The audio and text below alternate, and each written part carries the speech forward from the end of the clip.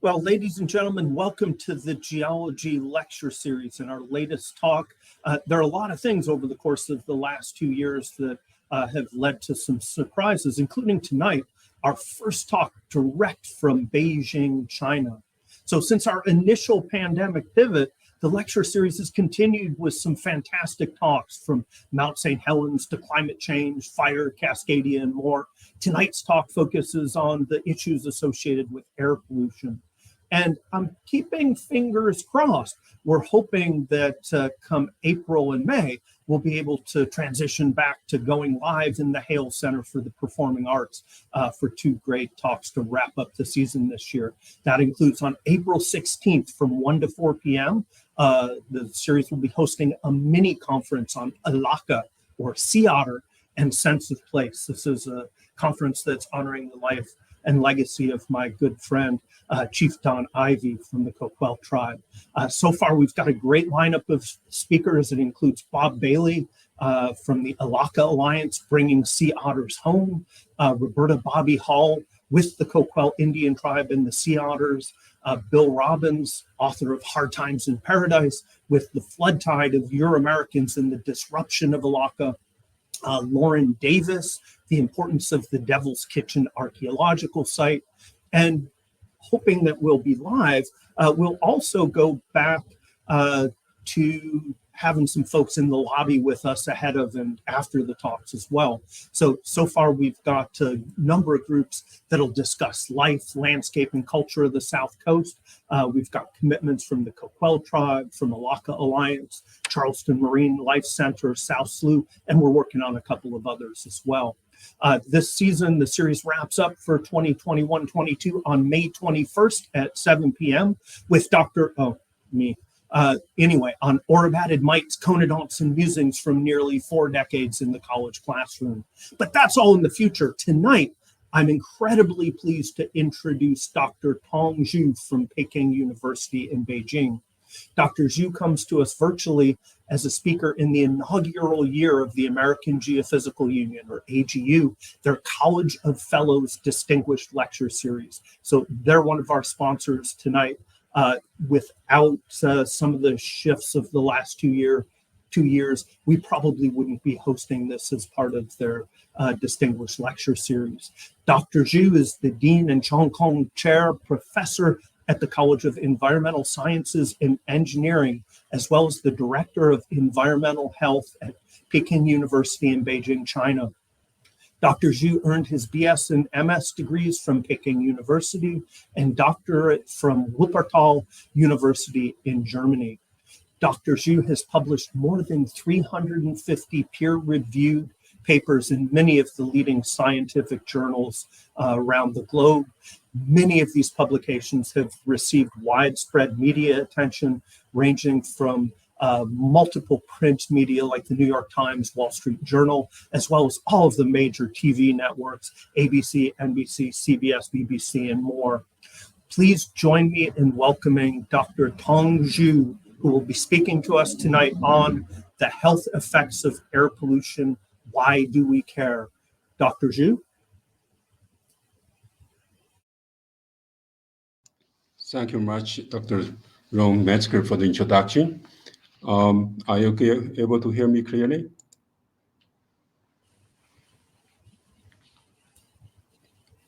Yes. Are you able to hear me? Yes, we are. Okay, great. Yeah, it's a great honor for me to come here to present one of the most important topics, I think, that's concerning the human society nowadays and in the future. And so it's a great honor to speak to you remotely from very far away. And now I'm not in Beijing. Actually, I'm in Tibet Plateau, about 37 meters, 100 meters above sea levels. From this map, you can see that the air pollution distribution around the globe and very hot area focus mostly in Asia, in China, India, and a part of the Africa continent. If I show these slides, I don't know if any of you can recognize where it is. But if you take the picture back to your parents or grandparents, they may tell you this is the picture actually from Los Angeles. It was the Civil Center taken in January 1948. So when we look at this hazy day picture, and I think most of us will immediately respond, there is a serious air pollution. Even though nowadays many countries in US and in the US and the European countries are much more clean and blue skies, but we don't forget that about 70 years ago, many developed cities or countries will actually experience serious air pollution. And this history is not far behind. If you look at these pictures, like the United States, Los Angeles in 1940s and the 1950s, London in UK also experienced very serious air pollution. And now, about 16 years ago, this picture was taken. Let me see if I not. Okay. Yeah, this picture was taken by 2006. It's over Mexico City. And this one is over Beijing, and in the middle, under this India, Delhi. And the last one picture, it was actually taken in Paris, France, about 7 or 8 years ago. So if we compile the pictures from the big cities around the world, you can see all these cities had or are now experiencing air pollution. So air pollution is a global environmental problem. Well, when we see the haze hanging on over the sky, our immediate response is so many fine particles there. These fine particles hanging on over the sky, they absorb or reflect the light, make it look hazy and dark day. And how these particles looks like? These particles could have a very different shape. You could have a sphere, quartz, and a different type because they're components like the soot, nitrate, sulfate, or mineral dust. There are also biological particles in the air, like the virus, like the pollen. So when we see the particles, actually we don't see them. We just see the light was absorbing or reflection. So we see the haze there. When we collect air onto a filter and we use the electron microscope, we can see these particles actually have very different size and a different shape, and of course, very different chemical or biological component. So imagine when we live in an area like this one, when we breathe the air contains so many particles, what could cause the impact on health?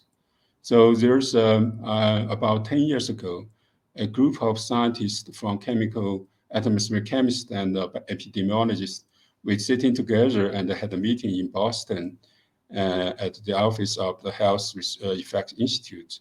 And we have spent 2 days to discuss very important progress in understanding how the air pollution and human health.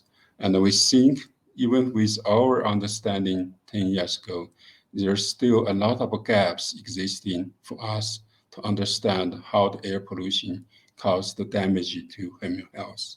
So we believe this is very important for us to pay attention to those issues. And then when we talk about air pollution, besides the particles hanging on the air, there are also gases pollutants like carbon monoxide, sulfur dioxide, nitrogen dioxide, ozone, and the particle we call PM 2.5. I don't know how many of you know or recognize what PM 2.5 is, but it became very popular words in China about 10 years ago we will experience very serious air pollution. I think about in the time about 2011 in the winter time, and the public media reporting about what we have been seeing this dark day or haze days, and the people, also the scientists telling them that we call PM 2.5. That's the cause this hazy days. And what is PM 2.5? PM 2.5 is operation of the we call the particulate matter, and with a aerodynamic diameter smaller than 2.5 micrometer. It's not a single size particle. It's the particles with different size or smaller or equal to 2.5 micron. So this is a map showing how this PM2.5 positioned with a different size of particle in the air. So on the top, there's a comparison, like we have very large size, 100 microgram is more like our hair or fish pin. And then we have the pollen. Then we have cell, red blood cell, bacteria, virus, and the molecules. And underneath, this is PM10. It's another metric for the particle we call. It's all the particle with aerodynamic diameter smaller than 10 micrometers. And the PM2.5 is the size of particle smaller than 2.5 microgram. All this range, we call it PM2.5 or fine particles. And there's also even smaller particles. We call it UFP. It's an abbreviation from ultrafine particles. Its size even smaller than 0.1 micrometer or hundreds of nanometer size. So this is how the particle size we describe use the matrix PM2.5, PM10, PM0.1 or ultrafine particle to describe all these air pollutants, particulate matter air pollutants in the air.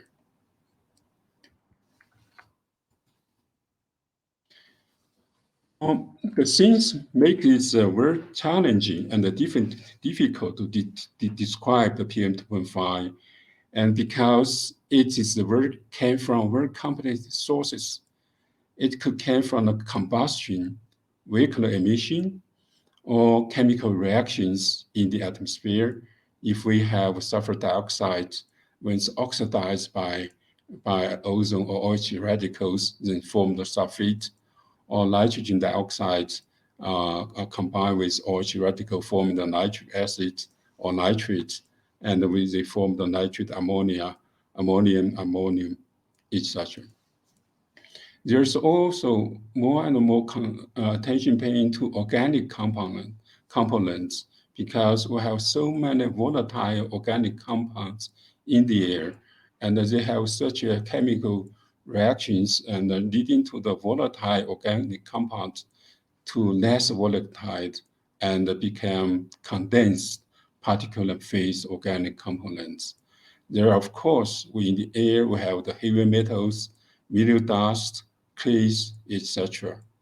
And in the largest size of the particles, usually like the dust, fugitive dust from the dust storm, for example, or from the roads, dust, and the pollen, they usually become, we call it coarse particles, and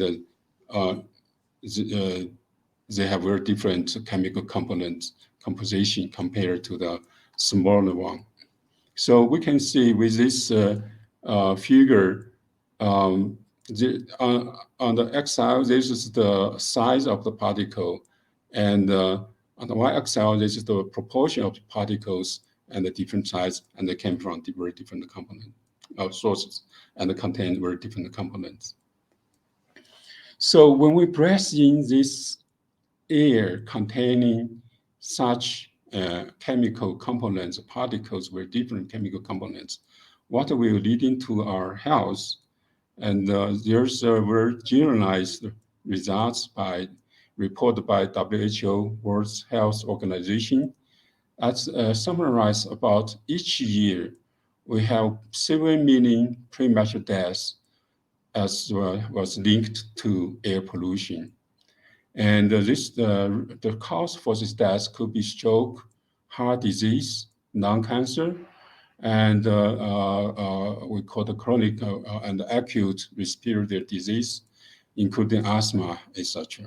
So this is how globally summarized. If we look at the different regions, like apparently in the Southeast Asia and East Asia, we have a very high number of deaths attributable to PM2.5 or air pollution. There's another series, very comprehensive estimation about the global burden of disease. It's estimate all the death factors associated with death, and it's summarized that 4.14 million premature deaths were because of air pollution. So you may recognize the numbers are different. From WHO is talking about the 7 million, and this is about the 4 million. And the difference is because we have also indoor air. So 4.14 million from the outdoor air pollution, plus around 6 million from indoor, that's adding to about 7 million deaths caused by air pollution. So this is a huge number we should pay attention to. And there's new results coming out thinking about nearly 500,000 infant deaths that were caused by air pollution each year. Well, with this global burden of disease, it's ranking different risk factors for deaths. And we can see the number one risk factor for death is tobacco smoking, and which is understandable.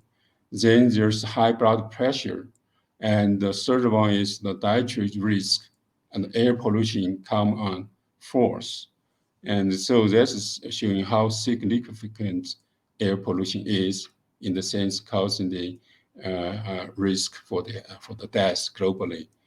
And you can see the bars here, it has a different color, and red, blue, this one. This is associated with different disease, because once exposed to air pollution, and this disease leading to the death.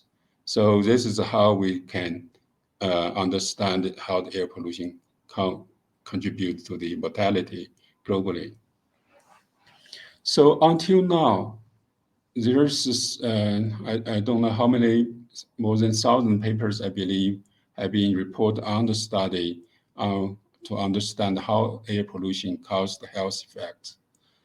On the left side is showing that if we have the PM2.5 concentration, the higher in the atmosphere, in the air, and the risk factors could also increase. This is so exposure response equation.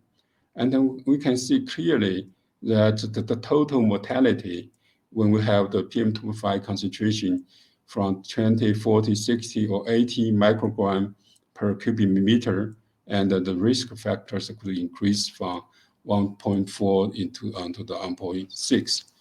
And if we separate this from the different causes of death, such as the non-respiratory infection, stroke, chronic obstacle pulmonary disease, COPD, lung cancer, and asthmatic heart disease, and they have different shape of this curve, but all increase with the increasing of the PM2.5 concentration. So these curves is not easy to obtain. It's from more than, I believe, more than 40 we call the cohort study. That means that the epidemiologists following about 1,000 or 100,000 population and follow for 5 or 10 or 15 years. And based on this large-scale population study, they summarize all the findings and fit all the findings into the curve and come to this shape of this we call exposure response function. And it is very important for us to estimate the number of deaths caused by air pollution, like being reported by global burden of disease. On the other hand, scientists also have done a lot of more mechanistic study to understand why air pollution causes the disease or death on human. And this usually studies based on the cell or animal-based toxicology study. And until now, we scientists have summarized 3 pathways leading to the disease. Like the first one here showing the neural system imbalance, and that's leading to the all this like the acute pathway leading to the blood system, like the blood pressure and the heart rate increase. And the second one is very important that once the particles reaching into our respiratory system and it reach to the alveolar or cells there, and then will cause the non-oxidative stress, release a lot of oxygenic species, and then cause this inflammation. And there's then it will trigger the whole body to response, then leading to the circulating mediators of oxidative stress and inflammation. And this will cause the subacute or chronic pathway like insulin resistance and increase of glucose. It's more like the diabetes. And there's also a lot of blood pressure increase. And finally, the third pathway is blood. The particle, when it's very small enough, it could penetrate the barrier between our blood system or lung system and reach it into the blood and cause the damage to our blood system. So until now, we have many papers published to demonstrate and to understanding how these particles causes health effect and provide evidence that's based on epidemiology studies. But besides, we have been reported on mostly respiratory disease or heart disease caused by PM2.5. There's increasing evidence there are other disease or other mortality or death are also associated with air pollution exposure. One of it is the preterm birth. So there's one study in Beijing, China. We have used the time series from 2006 to 2013 of the preterm birth and from the hospital registration data and also daily PM2.5 concentration. And we use the time series analysis. We can see with the increase of PM2.5 from the about 30 to 75 range, we can see that increase the odds ratio for the preterm birth. That's the one of the time series study to indicating the pregnancy actually is associated with the air pollution. So the evidence are increasing. Now, in general, people understand in utero exposure to air pollution could add extra premature death. Well, if we look at the right side, this is the on the x-axis, this is the age group of the different body refers to different age group. It's on the right side is the total number of deaths caused by air pollution, mostly the ambient PM2.5, and the household air pollution also mostly from the air PM2.5. There's some from the ambient ozone. Because of time, I will not describe about this.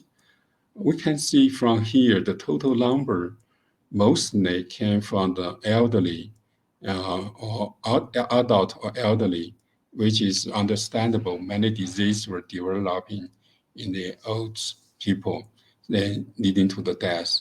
But from here, on the right side in this figure, you can see early neonatal or late neonatal also have the death, which is very much associated ambient PM2.5 or household air pollution or outdoor and indoor air pollution. So in that sense, not only the adults are at risk to the exposure to air pollution, those before born or just after born lives are also under the risk if they exposed to the air pollution long enough. There's some summary about how many deaths caused by air pollution. All this one, like 40% of chronic obstacle pulmonary disease (COPD) deaths were caused by air pollution, and 26% of stroke deaths, 20% of asthmatic heart disease deaths, and 19% of lung-cancer deaths, and 30% of non-respiratory infection deaths. These all were associated with air pollution. Now, people found that about 20% of neonatal deaths or 20% of the diabetic deaths were associated with air pollution. So these numbers is very important for us to emphasize the importance. But how did we get this number? It's very important for the scientific research.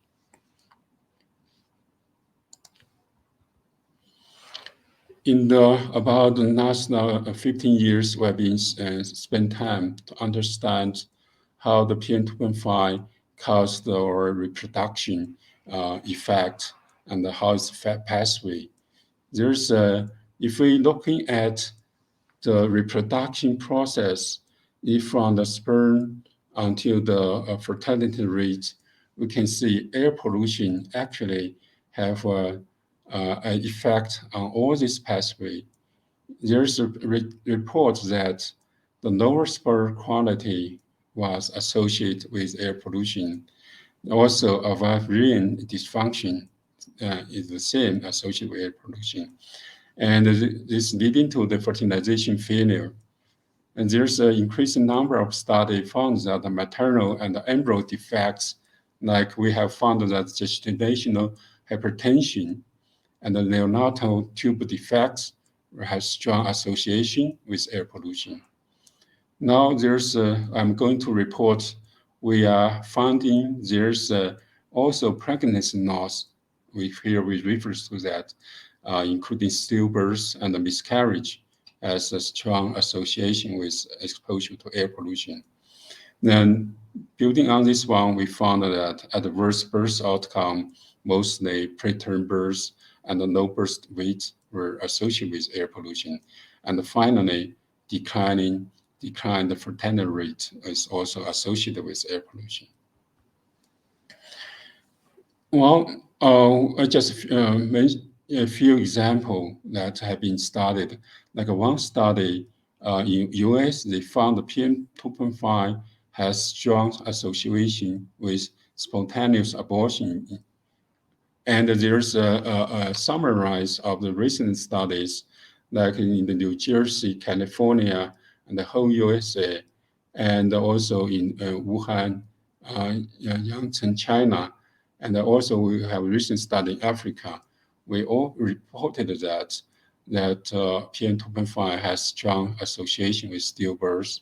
So more and more studies link the pregnancy loss and the PM2.5, but only a few is focused on low-income countries. This is very important map to showing that globally, we are having a different trend of air pollution, and a different level of air pollution cause the risk to the human beings. So from here on this right side, on the top, we can see the average concentration from 1998 to 2018 is about 20 years average. We can see here in the East China and the east part of China, north part of India, and the parts of Africa are experience very high air pollution. and over the 20 years. And here, but on the bottom side, if we look at the trend, and we can see that China mostly has seen decreasing the air pollution exposure, except in the parts of our eastern region still have high air pollution. But India has a strong increasing trend in these 20 years. And this can be explained by the left side figures. On the top, India, we see it has fast increasing of PM2.5 in the first about 10 years of 15 years, then stabilize. But in the East Asia, especially in China, we see an increasing trend, but a drastic reduction trend from 2012. There's a different trend reporting that we are suffering the level of air pollution, different country and the different levels. And Africa is the area has a very high PM2.5 exposure, and it also has the highest rate of pregnancy loss. So we have done a study to link the pregnancy loss, which is miscarriage and stillbirth, and from 33 African countries, and we summarize about 952 cases. And these cases, we use the same mother who has a normal birth and who has the pregnancy loss, either miscarriage or stillbirth, and we compare if they have a normal birth or miscarriage or stillbirth, compare the before the birth, what's the before the end point, how the level of the exposure, and combine the level of exposure and the case of death, we can get a figure like this one. This is showing the number, the concentration of PM2.5 was increasing, and the odds ratio for the pregnancy loss was also increasing. So this is one of the direct evidence we can use the large-scale population data to report this one.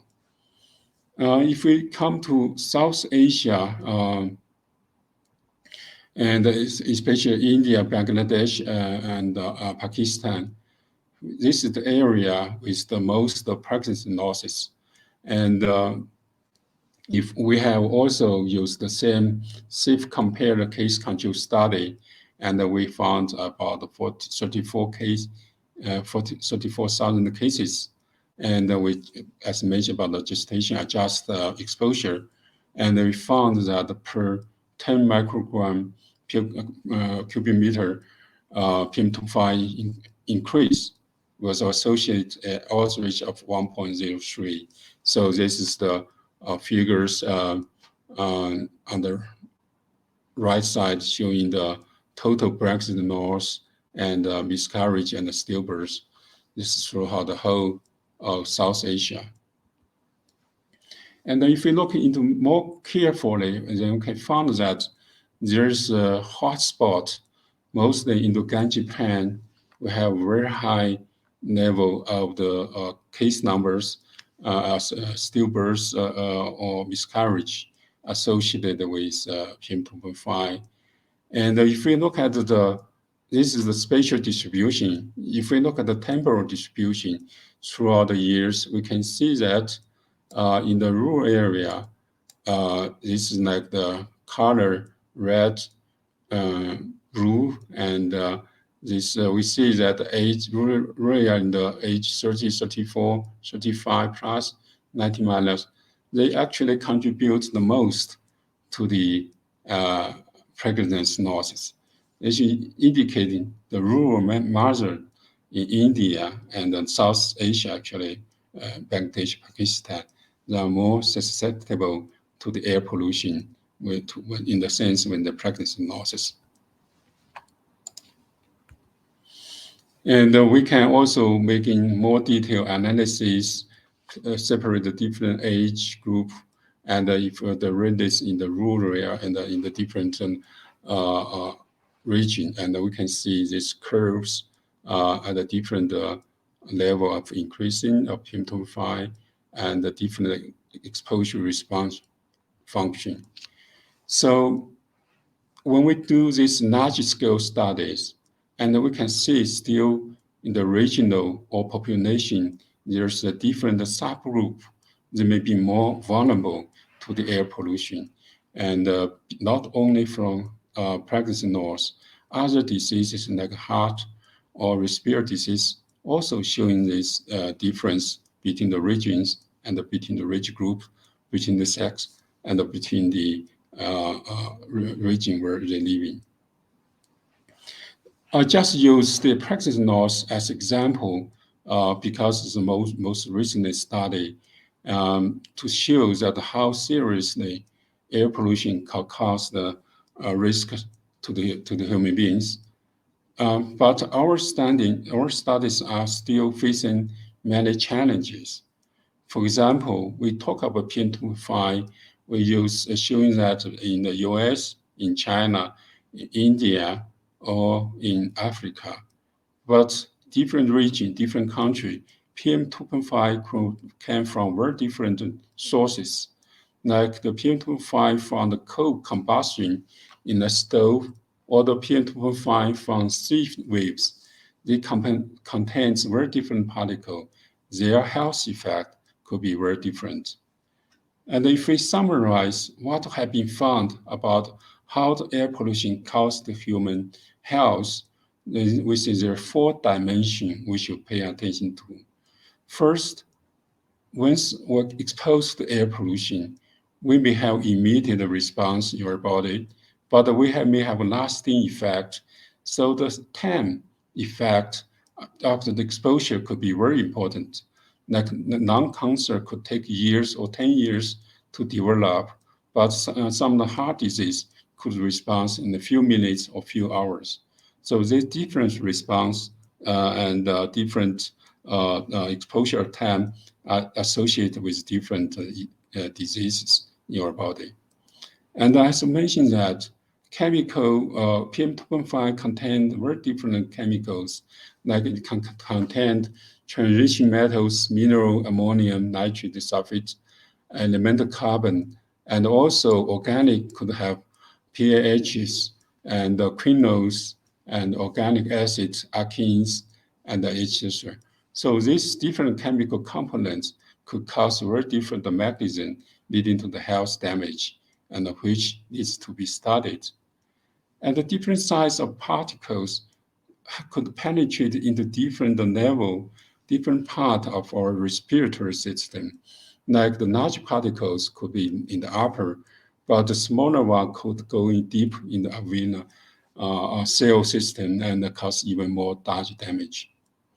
And finally, different population, either children, elderly, female, male, ethnicity, socioeconomic status, asthma, COPD disease, etc., they could have very different response to the damage of air pollution. So the level of protection, this different group should be paying to different attention.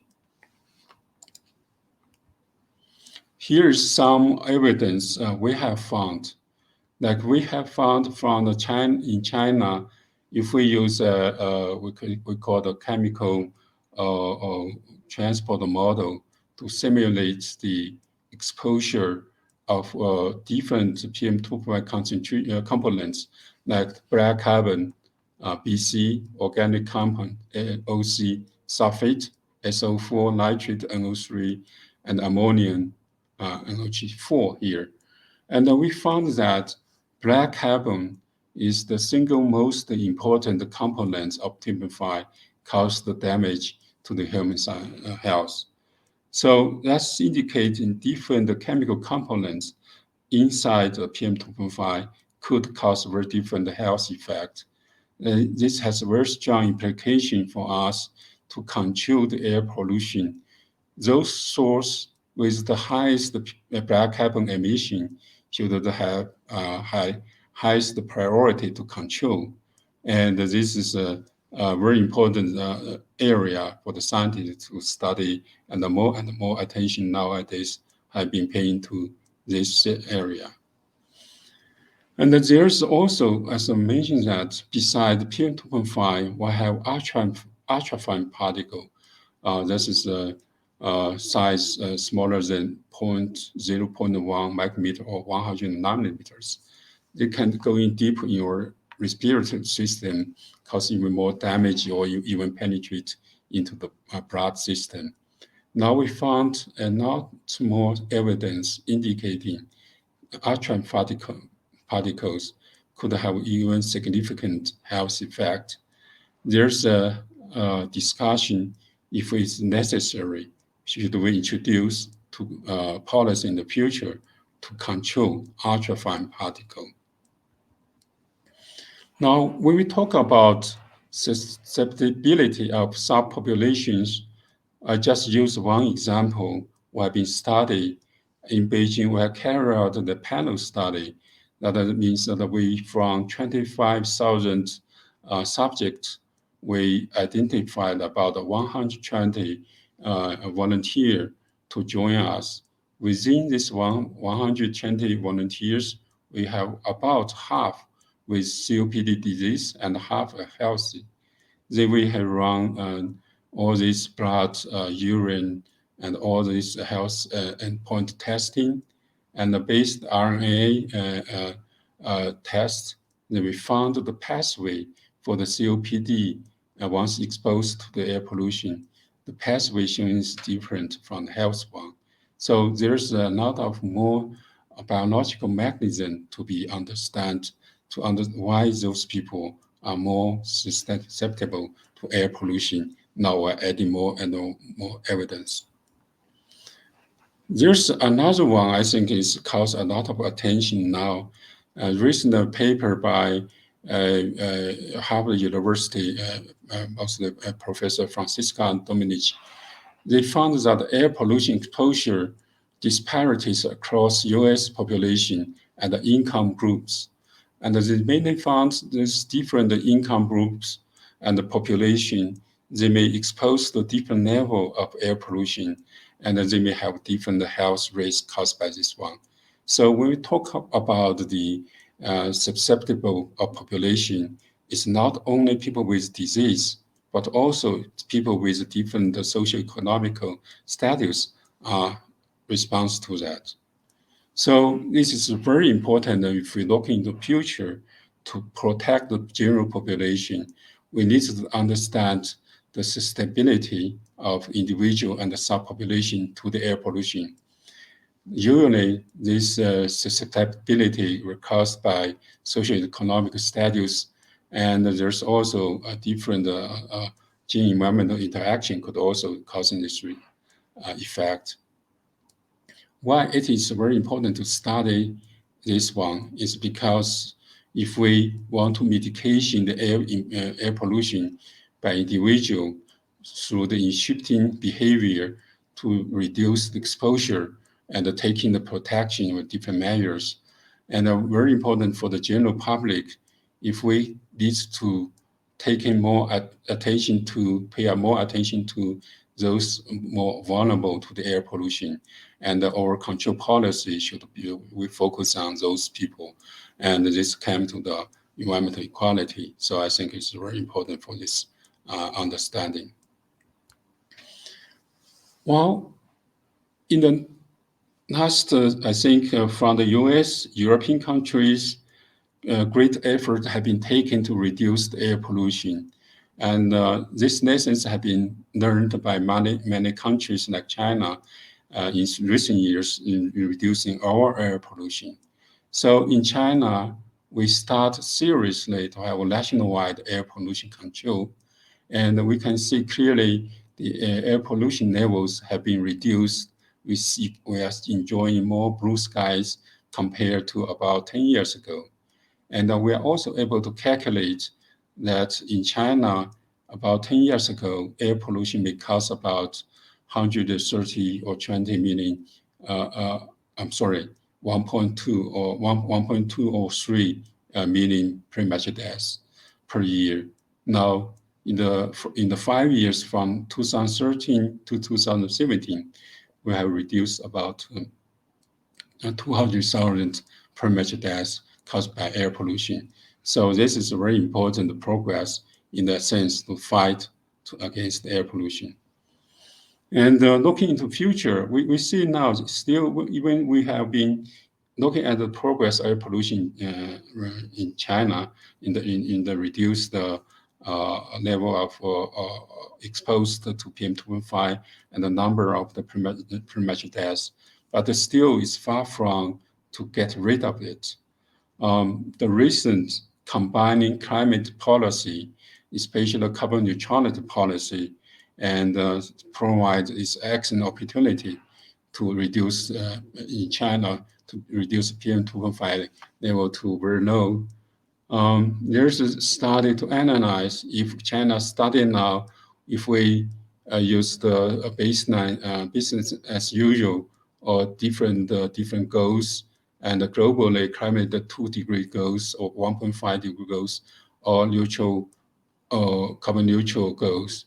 And if we reach to the carbon neutral goals, the PM2.5 level in Chinese population could be lower than 10 microgram per cubic meter, which is similar like many countries in the US, European countries. So this is a very important positive action could be taken into the future. Of course, when we're looking in the future, there's more challenges. Besides the industry or other activities, air pollution could come from very different sources, such as the climate leading to the heat, drought, and cause the wildfires. Many places in the West Coast, like California, are suffering, or Australia are being also experienced one. So the fires cause a lot of a high level of air pollutants, particularly like the black carbon, have very important health effect. So I want to use this figure to summarize my talk today. This is a very nice review article published in Nature 2013. It talks about the global related risks beside the economic disparity, global governance value, air pollution, climate change, flooding, storm, and cyclone, and also air pollution associated chronic disease, and now pandemic infectious disease are all linked to each other. So we are living more close than before, but we are also have much higher risk network, and which is where great global effort to dealing with these risks. So I will summarize my talk and by thank my students, postdoc, and founding edges. Thank you.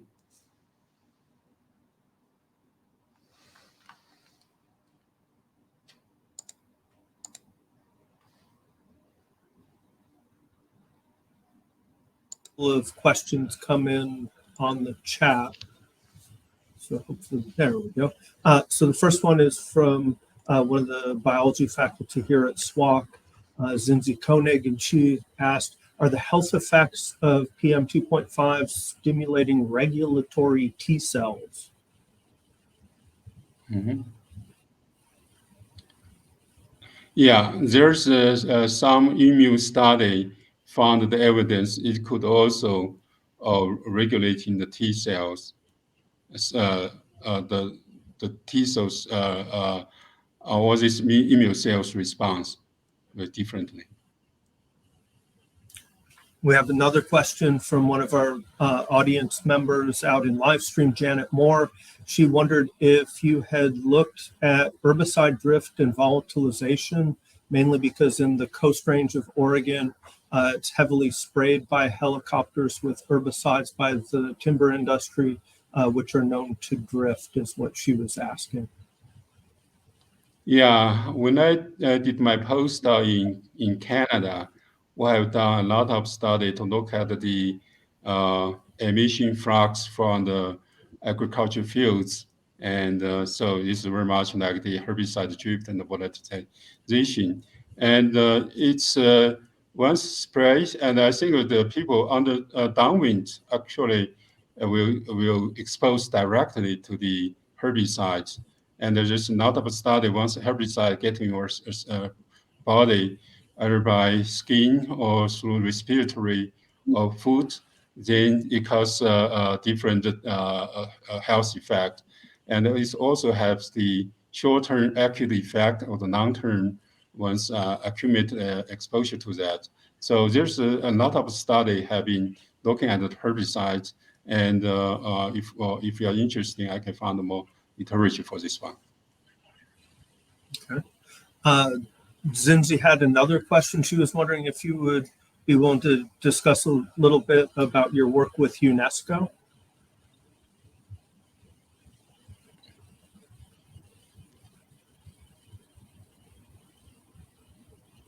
I'm not quite sure. It's work with UNESCO. I don't think I have worked with UNESCO, but I gave a presentation there. UN organization, they have a training course to the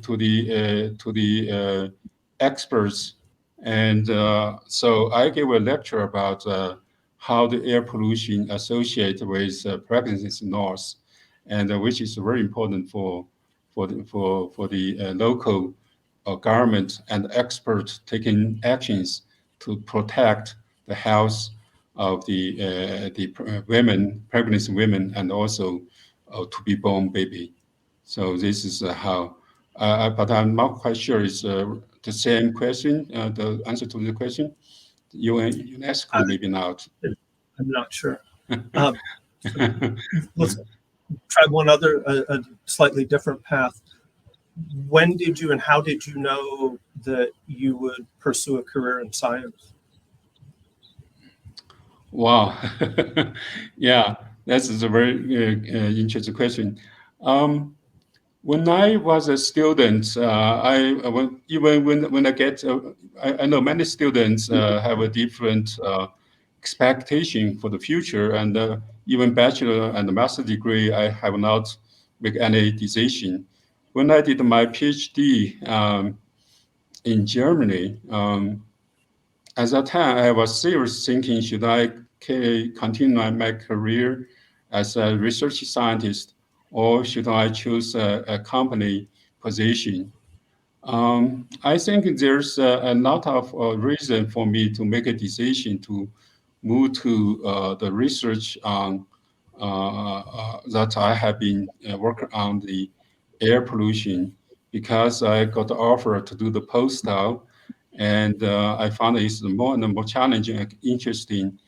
And so I gradually developed my strong interest into the research. I think when I was a doctoral degree student, I still want to change to find a different pathway. But once I very much carry on my postdoc research, I think I reached the stage I decide to continue my career as a scientist. So one of the things with the pandemic, when we hosted these talks live and would have 200, 250, 300 people or more in the big auditorium, it was easy for folks to ask questions. So I think that's been one of the downsides of the virtual lectures. One of the things that through the pandemic that I've been asking most of my speakers, and I know with you in Peking University, it's a little bit different, but I've been asking speakers what they would suggest for students that are interested in academic or careers in sciences, mathematics, the classic STEM commentary. Do you see any difference in the pathways between students coming up high school age into college in China and the kinds of things in the sciences or in the mathematic world that they're preparing for, You've done so much work with a collaborative team across the globe compared to Europe, compared to the United States. Could you refer your question more clearly? I lost Sure. a few words. I'll do it in just a couple words this time. I realized that was going way too long. Do you see any differences in how students transitioning from high school to bachelor's degree in science, mathematics in China versus elsewhere on the globe? What their preparedness levels are for moving forward? Yeah, I think in China we see the very different learning behavior when they were in high school, then enroll into the university. Because when we in the high school, students are prepared. We have this national exam, which is very highly competitive. So they spend most of their time to learn to do the test and repeat the test, try to get the highest score, and maybe less have the freedom to think about other scientific content or what the literature behind that one. So when we get enrolled into university, they may like experiencing a culture shock, because in the university they have more freedom to choose what to learn, which course to take. And this time, most of students can adopt easily, but we have a fraction of students have difficult to find their own way, the best efficient way to learn. So they have been challenged by this one. So I think, as you mentioned about the preparedness, we usually need about 1 semester or half year to adjust. Some students even take a longer time. So this is what I have observed in China. The students have this different way compared to US and European universities. Well, I would like to thank you for participating in the AGU lecture series. I'd like to thank AGU, American Geophysical Union, for helping put this on. I'd like to thank the college and the College Foundation. I'd like to thank our IT department, who has been live streaming these for way too long now. Hopefully, many of you will be able to join us live on April 16th from 1 to 4 for our conference on Ilaka, Sea Otter, and Sense of Place on the South Coast. Conference honoring the life and legacy of my good friend Don Ivy, and also at 7 o'clock on Saturday, May 21st, where I'll be giving a talk on a variety of different things. In the event that we aren't able to do the April and May talks live, we will be doing them live stream, and they'll still be available live stream as well. So with that, thank you very much. Take care. And thank you, Dr. Zhu, again. Thank you for hosting. Yeah, see you. Take care. Thank you.